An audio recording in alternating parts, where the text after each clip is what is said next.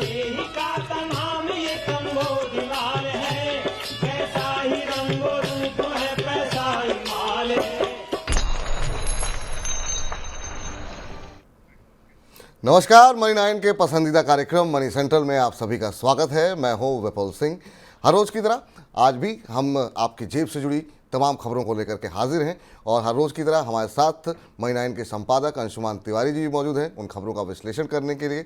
और अंशुमान जी इस समय देश की आर्थिक राजधानी मुंबई में हैं, लेकिन खबरों का विश्लेषण जो है वो वहीं से जारी रखेंगे।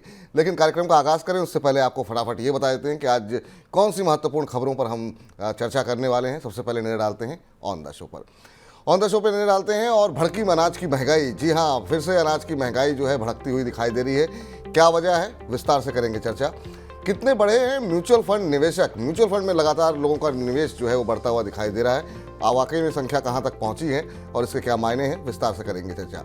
अब अमेजन के पास होगी आपकी सूचनाएं अब अमेजन के पास होंगी। महत्वपूर्ण खबर है, डिटेल में डिस्कशन होगा इस पर भी। क्यों घट गए वेतनभोगी कर्मचारी। इसके अलावा अदानी पर नई जांच का साया। अब कौन सी नई जांच अदानी पर आने वाली है, इस पर भी होगी डिटेल में चर्चा। और यूरोप में आई है अब गैस की महंगाई, तो यूरोप में जो संकट गहराता हुआ दिखाई दे रहा है उस पर भी होगी डिटेल में चर्चा। लेकिन सबसे पहले खबरों का रुख करते हैं। कृषि उपज मंडियों में खरीफ धान की आवक शुरू होने के बावजूद सरकार की तरफ से सेला चावल के निर्यात पर लगाई गई पाबंदियों के हटाए जाने की संभावना कम नजर आ रही है। रिपोर्ट के मुताबिक सरकार सेला चावल के निर्यात पर लगाए 20% निर्यात शुल्क को फिलहाल बनाए रखने पर विचार कर रही है। अगले साल लोकसभा चुनाव से पहले निर्यात शुल्क में बदलाव की संभावना नहीं है। बीते एक साल के दौरान चावल के रिटेल भाव में करीब 22% की बढ़ोतरी हुई है, जिस वजह से सरकार ने इसके निर्यात पर पाबंदी रखी हुई है। एक साल पहले दिल्ली में चावल का औसत रिटेल भाव 32 रुपये किलो था, जो अब बढ़कर के 39 रुपये किलो तक पहुँच गया। सर, अगर ये प्रतिबंध जारी रहता है तो क्या इससे इन्फ्लेशन घटेगी, खाद्य महंगाई कम होगी सर इससे? विपुल, देखना होगा क्योंकि अभी तक सरकार की तरफ से अनाज उत्पादन के आंकड़े नहीं आए हैं। 1 महीने से अधिक का समय बीत गया है। सामान्य रूप से अभी तक सरकार खरीफ की फसल के उत्पादन के आंकड़े सार्वजनिक कर देती है, जिससे बाजार को यह पता रहता है कि कितनी आपूर्ति होने वाली है। शायद खरीफ की फसल की बुवाई को लेकर मानसून में उतार चढ़ाव के कारण सरकार को भी ये स्पष्ट नहीं हो पा रहा है कि इस बार की सोइंग के आधार पर अनाज का उत्पादन कैसा होगा और इसका आकलन क्या होगा। बुवाई के मामले में सोइंग के आंकड़े तो हमारे पास हैं, जिसके हिसाब से पता चलता है कि धान की बुआई पिछले साल के बराबर हुई है। 2 फसलें और हैं जिनमें दलहन और तिलहन में वहां पर कमी दिख रही है। लेकिन इस बीच सरकार की तरफ से जो संकेत दिए गए कि निर्यात पर कोई उदारीकरण या कोई उदारता नहीं दिखाई जाएगी, क्योंकि सामने चुनाव है और ये तय नहीं है कि बाजार में आपूर्ति कितनी होगी। जैसा विपुल ने आपको बताया कि चावल की कीमतें तो बढ़ी गई हैं, गेहूं की कीमतों के बारे में कल हम आपको बता चुके हैं। रिकॉर्ड ऊंचाई पर हैं गेहूं की कीमतें इस समय बाजार में। तो दोनों प्रमुख अनाज की फसलें बाजार में महंगाई को बढ़ाने की पूरी प्रक्रिया में शामिल हैं। ऐसी स्थिति में सरकार निर्यात की उदार करेगी या उसे खोलेगी, इस बात की गुंजाइश कम है। और इसीलिए संकेत मिल रहे हैं कि सेला चावल के निर्यात पर जो 20% की इंपोर्ट ड्यूटी लगा रखी गई है, जो एक किस्म से निर्यात को हतोत्साहित करने की नीति है, वो जारी रहेगी। यहाँ दूसरी बात है, पहलू दूसरा है विपुल, ये देखना होगा कि अगर अनाज उत्पादन के आंकड़े बाजार की उम्मीद के मुताबिक नहीं आते हैं और चावल का उत्पादन उतना नहीं होता जितनी अपेक्षा है बाजार की और पिछले साल से कम रह जाता है, तो यहाँ आयात की नौबत आ सकती है। गेहूं के आयात को लेकर सरकार संकेत शुरू पहले से भी दे रही है कि गेहूं के आयात पर या तो ड्यूटी कम की जाएगी या इंपोर्ट किया जाएगा। तो अनाज बाजार में अभी चीजें बिल्कुल एज पर हैं, धुरी पर हैं, किनारे पर हैं, अभी स्थिति स्पष्ट नहीं है और इसलिए खाद्य महंगाई को लेकर चिंताएं बराबर बनी हुई है। तो खाद्य महंगाई को लेकर के लगातार चिंताएं बनी हुई है। इधर देश में म्यूचुअल फंड निवेशकों की संख्या में लगातार बढ़ोतरी देखी जा रही है। म्यूचुअल फंड संगठन एम्फी के मुताबिक सितंबर के दौरान देश में म्यूचुअल फंड निवेशकों का आंकड़ा 4 करोड़ को पार कर गया है। बीते कुछ वर्षों में म्यूचुअल फंड्स में निवेश की प्रक्रिया सरल होने और डिजिटाइजेशन की वजह से इसमें निवेश करने वालों की संख्या तेजी से बढ़ी है। करीब 3 साल पहले देश में म्यूचुअल फंड निवेशकों का आंकड़ा 2 करोड़ के करीब था, यानी 3 साल में म्यूचुअल फंड निवेशकों की संख्या में 100% का उछाल दर्ज किया गया है। सर, ये 4 करोड़ की संख्या को कितना बड़ा मान रहे हैं आप इतनी बड़ी आबादी में? दिलचस्प आंकड़ा है ये। अगर आप म्यूचुअल फंड की बढ़ोतरी के नजरिए से देखें विपुल, तो आपने जैसा कहा कि 3 साल के भीतर 100% का 100% की ग्रोथ है। 2 करोड़ से 4 करोड़ म्यूचुअल फंड निवेशक हो गए।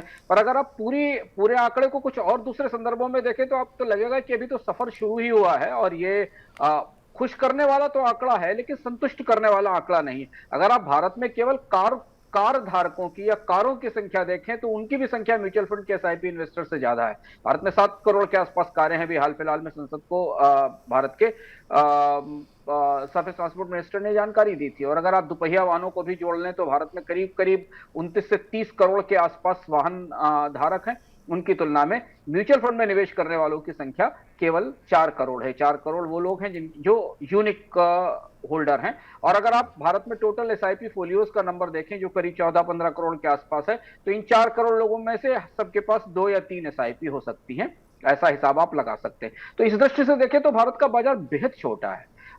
और दूसरे पहलू में जाएं और अगर आप एक और आंकड़ा इसके सामने रखें तो आपको लगेगा कि म्यूचुअल फंड के बाजार में तो अभी कुछ भी नहीं है। अभी तो इसे बहुत तेजी से ग्रो होना चाहिए।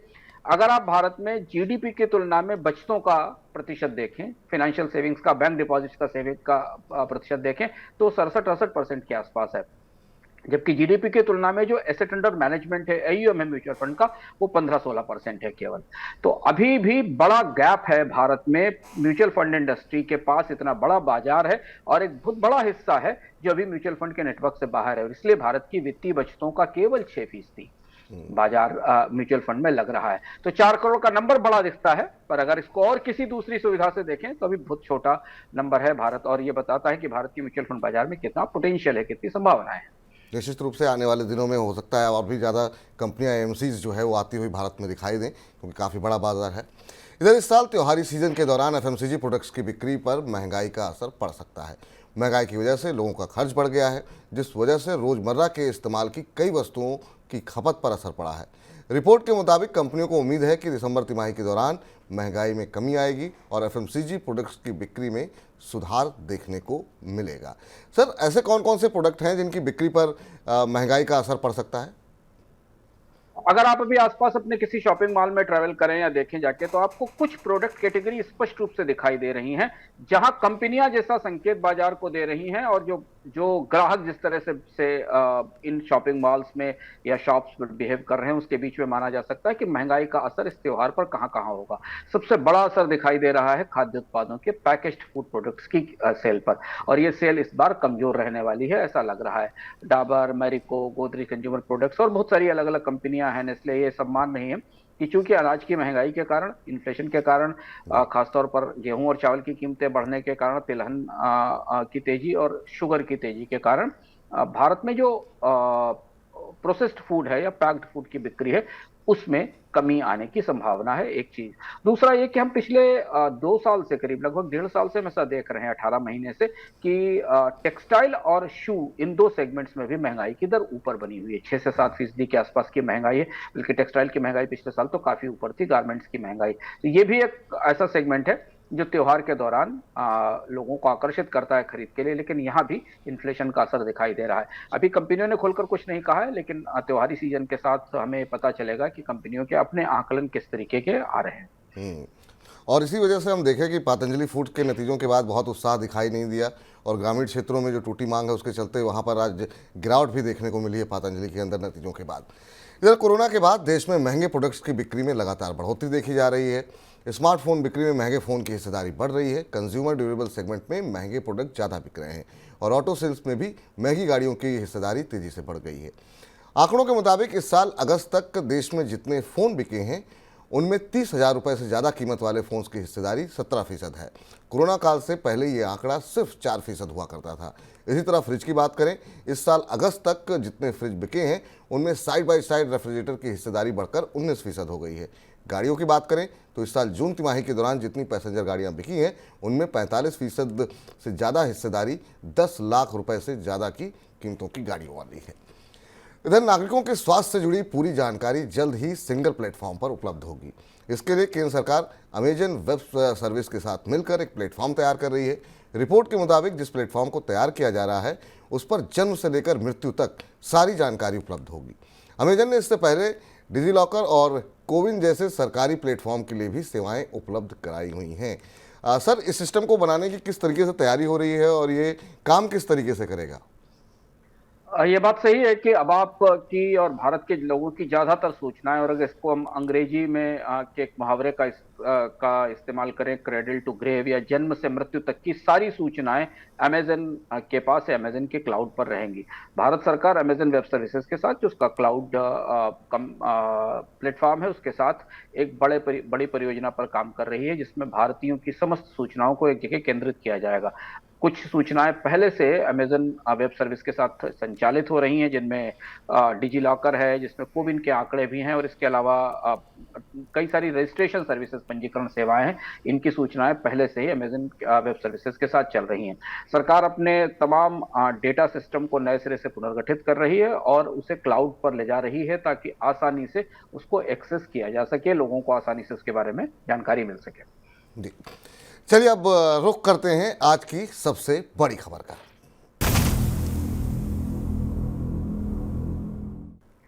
अंतर्राष्ट्रीय मुद्रा कोष यानी आईएमएफ ने अनुमान लगाया है कि वित्त वर्ष 2024-25 के दौरान भारत की डेट टू जीडीपी रेशियो 82.3% रहेगी और उसके अगले वर्षों के दौरान इसमें कमी आएगी। आईएमएफ का मानना है कि वित्त वर्ष 2028-29 तक भारत की डेट टू जीडीपी रेशियो घटकर 80.5% पर आ जाएगी। आईएमएफ ने इससे पहले अप्रैल में अनुमान लगाया था कि वित्त वर्ष 2023-24 से 2026-27 तक भारत की डेट टू जीडीपी रेशियो 83.8% तक पहुंचेगी, लेकिन अब आईएमएफ ने इस अनुमान में कटौती की है। Sir, 82% debt to GDP ratio का मतलब आखिर में क्या निकाला जाए और इसका असर कितना बड़ा हो सकता है? ये बड़ा आंकड़ा है, और इस आंकड़े पर हम लोग विस्तार से, जो लोग इकोनॉमिकम या मनी 9 से जुड़े हुए उन्हें याद होगा, पिछले साल हमने विस्तार से इकोनॉमिकम में इस पर चर्चा की थी। भारत की जीडीपी की तुलना में कर्ज का रेशियो 80% से ऊपर है, और अब हम दुनिया के उन बड़े देशों में की श्रृंखला में आ गए हैं जहां पर कर्ज का प्रतिशत जीडीपी से इतना बड़ा है।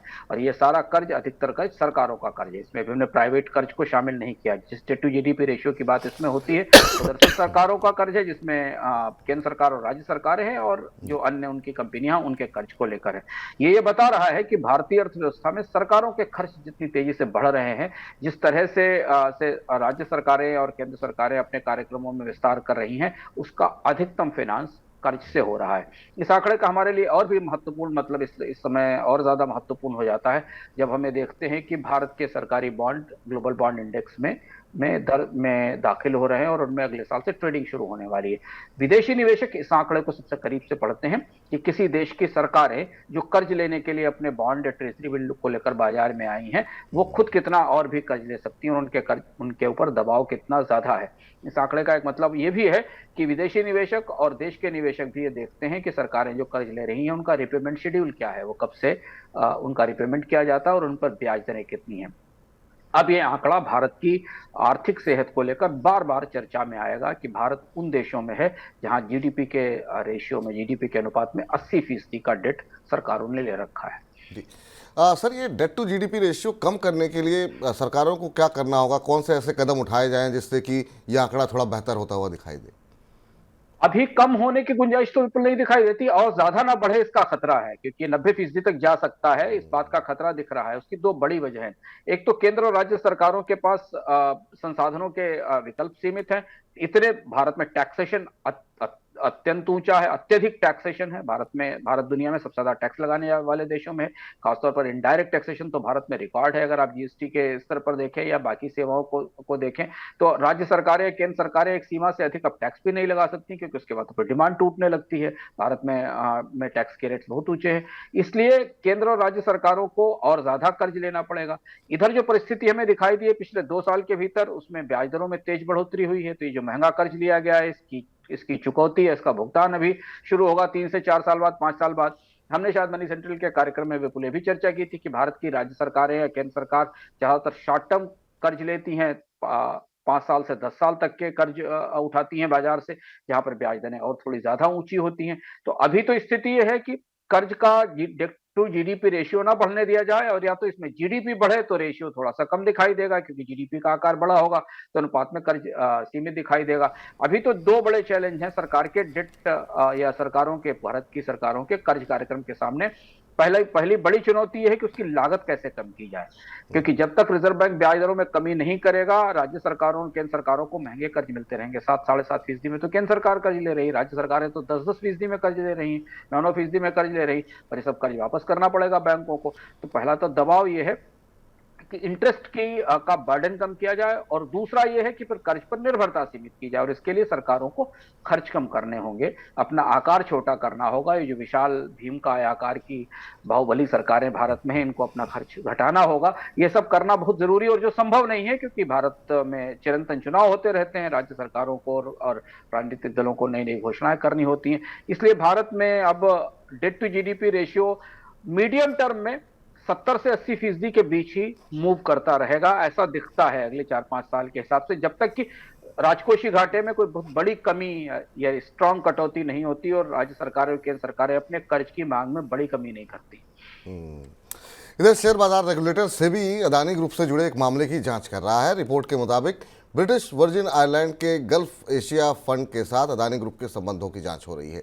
रिपोर्ट्स के मुताबिक इस फंड ने शेयर बाजार में लिस्ट अदानी ग्रुप की कई कंपनियों में निवेश किया हुआ है।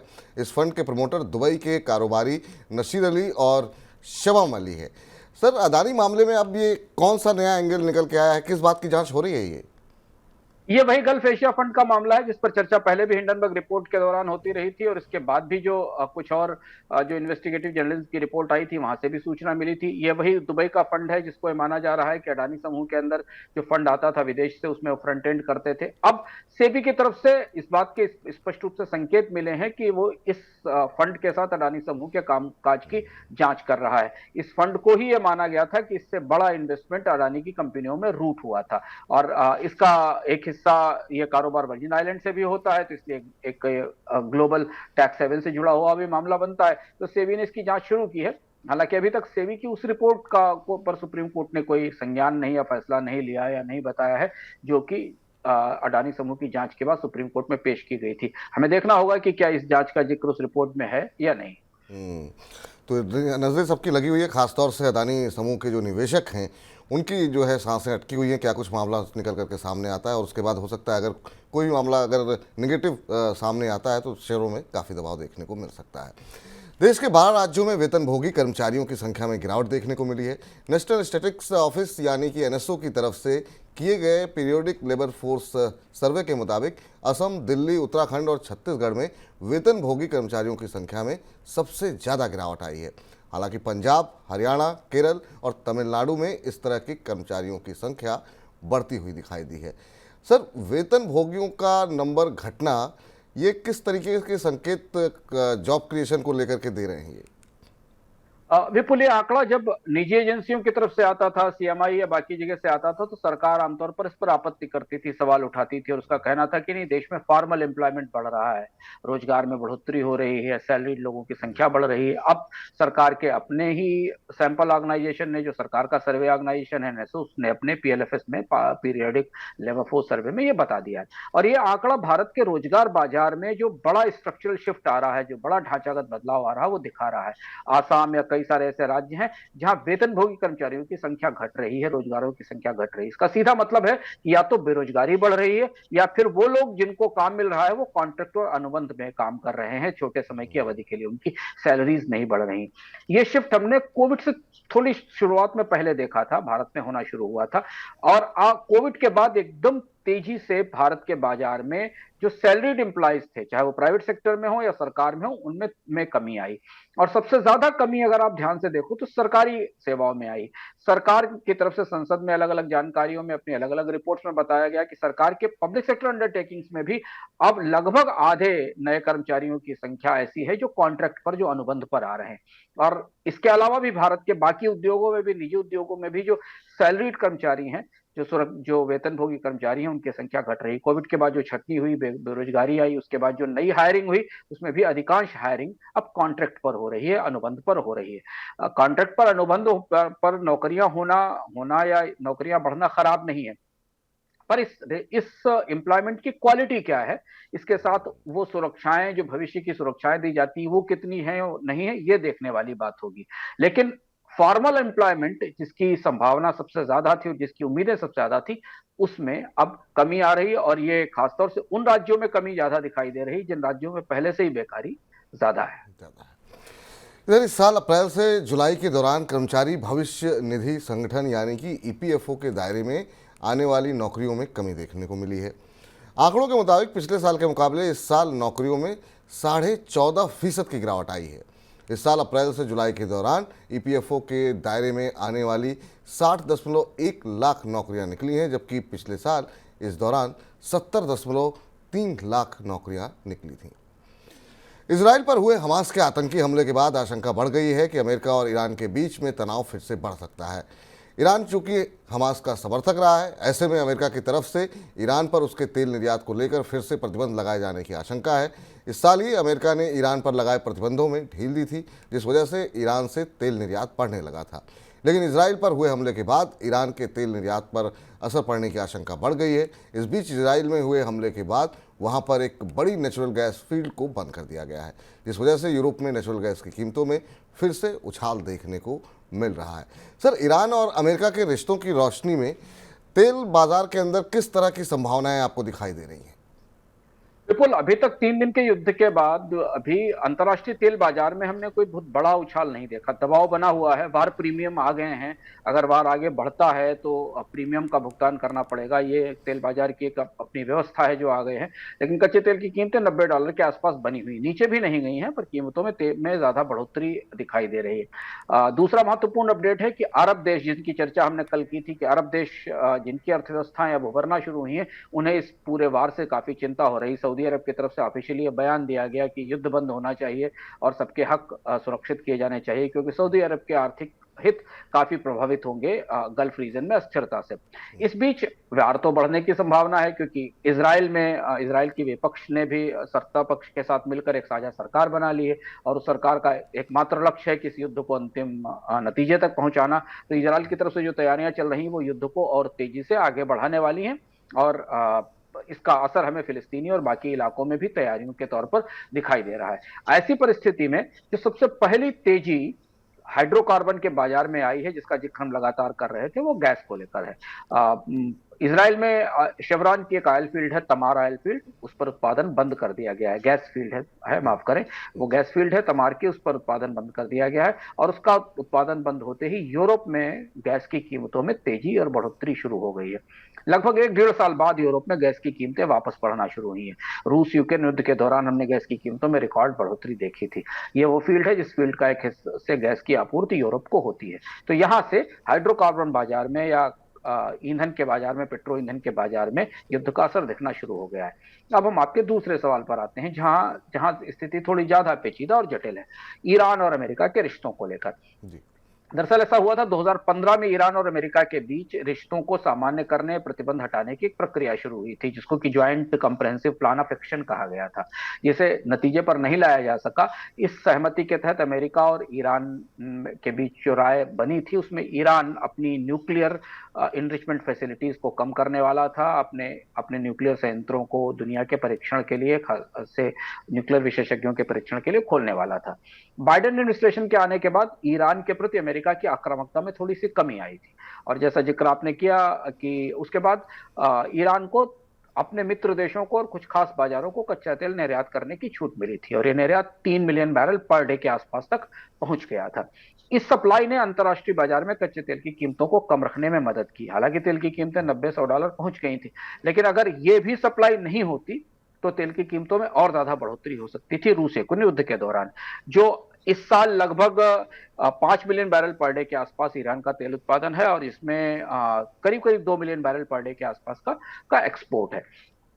अब हमास और के हमले के बाद ईरान और इजराइल और फिलिस्तीन के बीच इस नए संघर्ष के बाद उसमें ईरान की भूमिका संदिग्ध दिखाई दे रही है। अमेरिका की तरफ से ईरान को लेकर काफी आक्रामक टिप्पणियां भी की गई हैं, और ये माना जा रहा है कि अगर ये जो अमेरिका और ईरान के बीच रिश्तों को सामान्य करने, कच्चे तेल के उत्पादन में उत्पादन और निर्यात में बढ़ोतरी की जो कोशिशें थी, अगर वो रोक दी गई तो अंतर्राष्ट्रीय कच्चे तेल बाजार में बड़ी तेजी आ सकती है। और माना जा रहा है कि फिलहाल अमेरिका के सामने ऐसी स्थिति में इजराइल के साथ रिश्तों को देखते हुए यह विकल्प है कि या तो वो ईरान को अभी 3 मिलियन बैरल पर डे तक निर्यात करने की छूट देकर जारी रखे, और अगर इतना तेल बाजार में आता रहा तो कच्चे तेल की कीमतें $90 के आसपास बनी रहेंगी, ऐसा आकलन बाजार में किया जा रहा है। लेकिन अगर सख्ती की गई और इसमें कटौती की गई, आधा मिलियन बैरल पर डे की या 1 मिलियन बैरल पर डे की कटौती की गई, तो कीमतों में तेज बढ़ोतरी आएगी। और यह भी परिस्थिति आ सकती है, क्योंकि ईरान हॉकिश है, ईरान आक्रामक राजनीति है अमेरिका की, अगर वो ऐसा करती है और ट्रंप के एडमिनिस्ट्रेशन के दौरान जैसा निर्यात पर संपूर्ण प्रतिबंध था ईरान पर, अगर वैसा प्रतिबंध आता है तो फिर अंतर्राष्ट्रीय कच्चे तेल बाजार में कीमतों में बड़ी तेजी देखने को मिलेगी। इस तरीके के आसार दिख रहे हैं। तो अगर युद्ध आगे एस्केलेट होता है, जिसकी संभावना दिखाई दे रही है, और अमेरिका और ईरान के बीच में तल्खी और बढ़ती है, तो फिर अब फिलहाल कीमतें जो है बढ़ती हुई दिखाई देंगी और इसका असर दुनिया समेत भारत पर भी देखने को मिलेगा। और भी कुछ खबरें हैं, उस पर फटाफट नजर डालते हैं झटपट में।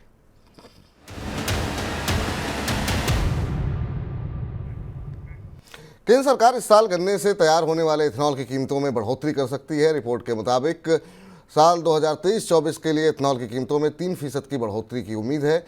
रिपोर्ट में कहा गया है कि बी हेवी मॉलिसेस से तैयार होने वाले इथेनॉल के भाव को प्रति लीटर 49.41 रुपये से बढ़ा करके 50.56 रुपये किया जा सकता है। इसी तरह सी हेवी मॉलिसेस से मिलने वाले इथेनॉल का भाव बढ़कर के 62.48 रुपये प्रति लीटर और गन्ने के रस से तैयार होने वाले इथेनॉल का भाव बढ़कर के 67.86 रुपये हो सकता है। एडटेक कंपनी बायजूस की सहायक कंपनी ग्रेट लर्निंग की तरफ से उठाए गए कर्ज को सेटल करने के लिए बायजूस अब बैंकों के साथ मिलकर काम कर रही है। रिपोर्ट के मुताबिक कर्ज चुकाने के लिए बायजूस की तरफ से ग्रेट लर्निंग को बेचा जा सकता है और कंपनी को बेचने की प्रक्रिया में बायजूस के लेंडर भी सहयोग करेंगे। इसके लिए अमेरिकी कर्जदारों ने क्रोल नाम की एजेंसी को हायर किया है। नेशनल पेंशन सिस्टम यानी एनपीएस में निवेश करने वाले ग्राहकों के लिए पेंशन रेगुलेटर पीएफआरडीए ने नई सुविधा शुरू की है। अब एनपीएस के ग्राहक क्यूआर कोड स्कैन करके एनपीएस में अपना निवेश कर सकेंगे। ये सुविधा डी रेमिट वर्चुअल आईडी के तहत उपलब्ध रहेगी। माना जा रहा है कि इस सुविधा के बाद एनपीएस में भुगतान तेज होगा और एक ही दिन में निवेश की राशि खाते में जमा हो जाएगी। पीएफआरडीए के मुताबिक हर आईडी के लिए अलग से क्यूआर कोड उपलब्ध कराया जाएगा। बढ़ते हैं अगली खबर की ओर और देश में लिथियम सहित दूसरे रेयर अर्थ एलिमेंट के ब्लॉक्स की नीलामी का रास्ता साफ हो गया है। केंद्र सरकार ने इन सभी के लिए रॉयल्टी की दरें तय कर दी हैं। बुधवार को केंद्रीय कैबिनेट ने लिथियम, नियोबियम और रेयर अर्थ एलिमेंट्स के लिए रॉयल्टी की दरें तय करने को मंजूरी दी है। लिथियम पर रॉयल्टी की दर को लंदन मेटल एक्सचेंज के भाव पर तय किया जाएगा। तो सर, ये कुछ झटपट खबरें थी, आपकी टिप्पणी इन पर। लिथियम की माइनिंग भारत में शुरू हो रही है। 24 क्रिटिकल रेयर अर्थ मिनरल्स हैं जिनको सरकार ने पहचाना था और उनके लिए सबसे बड़ी दुविधा ये थी कि उसमें जिन राज्यों में निकाला जाएगा और जो कंपनियां उन्हें निकालेंगी उनकी प्राइसिंग क्या होगी। तो अब ये स्पष्ट हो गया है कि लंदन मेटल एक्सचेंज की जो प्राइस है उसको बेस माना जाएगा और लिथियम पर खासतौर पर 3% की रॉयल्टी दर तय की गई है। भारत में रेयर अर्थ दुनिया भर में लिथियम की मांग बढ़ते देखकर भारत की निर्भरता भी लिथियम पर बड़े पैमाने पर आयात को लेकर है। जो भी लिथियम भारत में उपलब्ध है, अब उसकी खनन और उसकी खुदाई की प्रक्रिया शुरू हो रही है और इस तरह रेयर अर्थ के खनिजों में नई कंपनियों के निवेश की संभावना भी बनती दिख रही है, क्योंकि सरकार इन खनिजों के उत्पादन में निजी कंपनियों को भी भागीदारी देगी। अंशुमान सर, आज की इस चर्चा में जुड़ने के लिए और इन तमाम खबरों का विश्लेषण करने के लिए बहुत बहुत शुक्रिया आपका। बहुत बहुत धन्यवाद आज के इस कार्यक्रम में जुड़ने के लिए। तो फिलहाल अब मनी सेंट्रल को यहीं पर समाप्त करते हैं, लेकिन आप मनी 9 के साथ लगातार बने रहिए और मनी 9 के ऐप को डाउनलोड नहीं किया है तो तुरंत डाउनलोड कर लीजिए, क्योंकि हमारे बहुत सारे एक्सक्लूसिव शो सिर्फ मनी 9 के ऐप पर ही उपलब्ध हैं। यूट्यूब पे अभी तक आपने हमारा चैनल सब्सक्राइब नहीं किया है तो सब्सक्राइब कर लीजिए और खबरें पढ़ने का शौक है तो money9.com पे आइए। वहाँ आपको आपकी जेब से जुड़ी तमाम महत्वपूर्ण जानकारियाँ मिल जाएंगी। फिलहाल के लिए मुझे इजाज़त दीजिए। मनी 9 के साथ बने रहिए। नमस्कार।